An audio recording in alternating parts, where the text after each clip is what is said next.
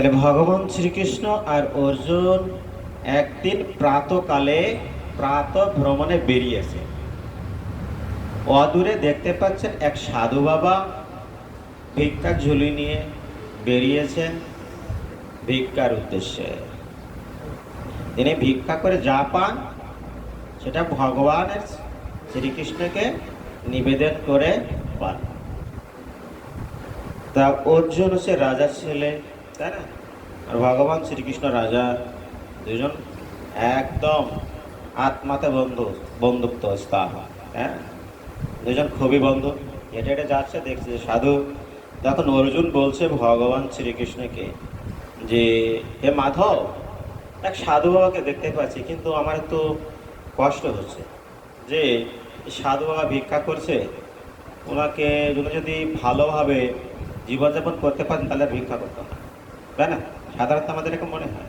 তো অর্জুনের উদয় হয়েছে, তা বলছে হ্যাঁ তা তো ঠিক। ভগবান বললেন তা তো ঠিক, তাহলে সাধু বাবার কাছে যায়। ঠিক আছে, গেল। যাওয়ার পরে বলছে আপনার সংসার চালাতে কত কি খরচ হয়, এর তার 7 মাস অনেক কিছু শুনে তাকে কিছু স্বর্ণ মুদ্রা দান করলো। কি মুদ্রা? কি মুদ্রা? স্বর্ণ মুদ্রা দান করলেন। কাকে? সেই সাধু বাবাকে।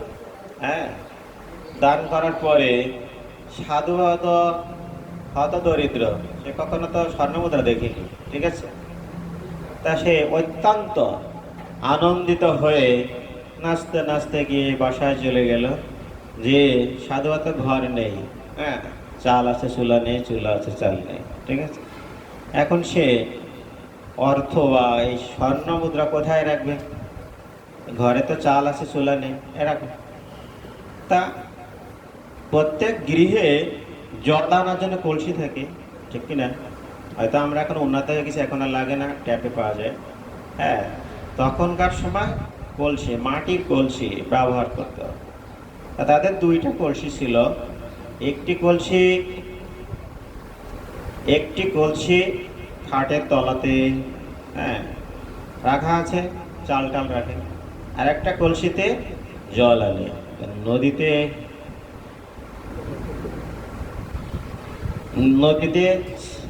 জল আনতে গিয়েছে, নদীর জল দেয়, রান্না করা হতো। তা মাতাজি নদীতে জল আনতে গিয়েছে, এমন সময় মাতাজিকে একটা অভ্যাস আছে, জলটা কি করে কলসি দিয়ে আগে নাড়াতে নেই, তাই না? নাড়া দিতে যেই ইটের কানায় বোতলটাকে ভেঙে গিয়েছে, তাই না? একটা বাড়ি যদি 2টা কলসি থাকে, একটা ভেঙে গেলে কি করতে হবে? আর একটা ব্যবহার করতে হবে। আর সাধু বাবা সেই স্বর্ণ মুদ্রা রাখার জায়গা নেই, তো কলসির মধ্যে থুয়েছে। কোন কলসি? এটা খাটের তলাতে ছিল। এখন মাতাজি তো জানে না, কারণ মাতাজিদের সাথে গোপন কথা বলতে হয় না, কার প্রকাশ হয়ে যায়, ঠিক না? এরকম কিছু, হ্যাঁ, মাতাজির সাথে গোপন কথা বলতে হয় না। হ্যাঁ, তাই কি করতে? মাতাজির সাথে বলেনি, মাতাজি জানে না। সে আবার কলসি নিয়ে গেছে, নিয়ে যে দ্বিতীয়বার যখন জল ভরবে, তখন জল ভরে কলসিতে ধুয়ে নেয়, নিয়ে উবুড় করে দিয়েছে। স্বর্ণমুদ্রা কোথায় গেল? কোথায় গেল? নদীতে। হরে কৃষ্ণ। এখন সাধু বাবা বাড়িতে এসে দেখে যে কলসি কই নেই।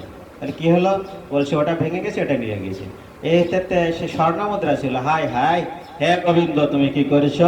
ঠিক আছে, সে পাগলের মতো হয়ে যাচ্ছে। ঠিক আছে, মাতাজি তো জানে না, তুমি তাকে বলবা তো, একটু অনেক দোষ, কিন্তু প্রভুকে অনেক দোষ। আরে আমাকে বলবা তো, ঠিক না? এরকম হয় না বাড়িতে?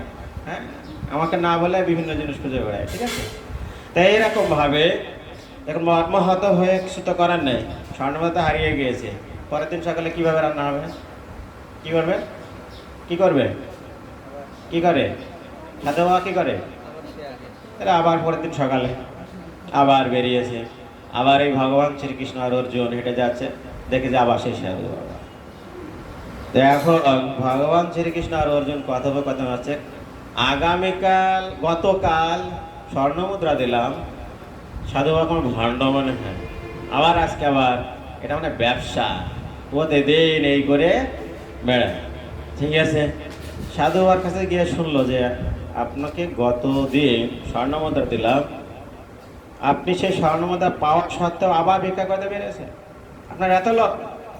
তখন সাধু বলছে, আমার কথা তো বা শুনবা, একটা ঘটনা ঘটে গিয়েছে। কি ঘটনা? তখন এই ঘটনা তাকে বলল। তখন ভগবান অর্জুনের মনে আবার মায়ার উদয় হলো। তখন বলছে ভগবান শ্রীকৃষ্ণ, আমি আবার স্বর্ণ মুদ্রা দিই। তাও ভগবান শ্রীকৃষ্ণ বলছে, তোমার স্বর্ণ মুদ্রায় ওনার ভাগ্য খুলবে না। তো তখন ভগবান শ্রীকৃষ্ণ, তুমি আজ কতদিন দিয়েছ? আজকে আমি দিই। কে দিচ্ছে? ভগবান শ্রীকৃষ্ণ। ভগবান শ্রীকৃষ্ণ 2 টাকা দিয়েছে। কয় টাকা?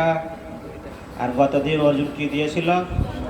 স্বর্ণ মুদ্রা দিয়েছিল। তাতে তার ভাগ্য খোলেনি। অর্জুন মনে করছে, আমি স্বর্ণ মুদ্রা দিলাম, তাই ভাগ্য খুললো না, 2 টাকায় কিভাবে ভাগ্য খুললো? হ্যাঁ, তার প্রশ্ন। ভগবান শ্রীকৃষ্ণ বলছে না কিছু। তা ঠিক আছে, এখন ওই 2 টাকা নিয়ে সাধুবা ভাবছে 2 টাকায় কি হবে, ঠিক না? 2 টাকায় কি হবে? কিছু হয়? এখন না আমাদের চকলেট হয়, ঠিক না? তা ভাবতে ভাবতে সে হেঁটে যাচ্ছে, যেতে যেতে দেখে নদীতে জেলেরা মাছ ধরছে। এক জেলে মাছ ধরছে। সেই জেলের জালে একটু মাত্র মাছ বেঁধেছে, একটা। এখন জেলেও ভাবছে একটা মাছ দিয়ে কি করবে? জাল ছড়াতে ছড়াতে একটি মাছ বের করলো। কি করবে একটি মাছ? এখন সাধু বাবা যাচ্ছে। সাধু বাবা আর সে জেলে একই অবস্থা, ভাবছে কি করবে, 2 টাকা কি করবে। এখন সাধু বাবা জেলের মধ্যে কথোপকথন হয়ে বললো যে, আমি এই মাছটি কিনতে চাই। কে কিনবে? সাধু বাবা। কয় টাকা? 2 টাকা। হ্যাঁ, তা 2 টাকাতে মাছ বিক্রি করে দিল। কে? জেলে। তাহলে সাধুর কি অধঃপতন হলো? আরে কৃষ্ণ, মাছ কিনলো। হ্যাঁ, মাছ কিনে নিয়ে এবার সাধু বাবা চাইছে মাছটি হত্যাপ্রাপ্ত না হোক, তার জীবনকে বাঁচিয়ে দেবে। কি হলো? 2 টাকাতে মাছ কিনে সেই মাছ নদীতে ছেড়ে দিল। কোথায় ছাড়লো? নদীতে। স্বর্ণ মুদ্রা কোথায় গেছিল? যখনই ছাড়তে গেল তখনই দেখলো যে স্বর্ণ মুদ্রা। কোন স্বর্ণ মুদ্রা? সেই স্বর্ণ মুদ্রা। এখন হচ্ছে প্রশ্ন, সাধু বাবা এখন এই 2 টাকাতে তার ভাগ্য খুললো কিভাবে? ঠিক না? এই 2 টাকাতে কিভাবে খুললো? সাধু বাবা চেয়েছে কারো জীবন রক্ষা করতে, ঠিক না? আমি যদি অপরের মঙ্গল চাই, আমার মঙ্গল এমনিতে হবে। আমি যত অন্যের ক্ষতি চাইব, আমার কি হবে? ক্ষতি হবে, তাই না? তা এইভাবে আমরা নিজের মঙ্গল করতে পারি। কিভাবে? আমরা যদি কাউকে রক্ষা করি, আমি রক্ষা পাবো, ঠিক না? আমরা যদি কোনো জীবকে যদি জীবন দান করি, আমার জীবন রক্ষা হবে। কে কে করবে? জীবন রক্ষা করবেন কোন? কে কে করবেন? আজকের দিনটা মাত্র, ঠিক না? হ্যাঁ, আমরা কিভাবে একজনকে হত্যা করে নিজে সুখে থাকতে চাই? সম্ভব হবে? সম্ভব হবে?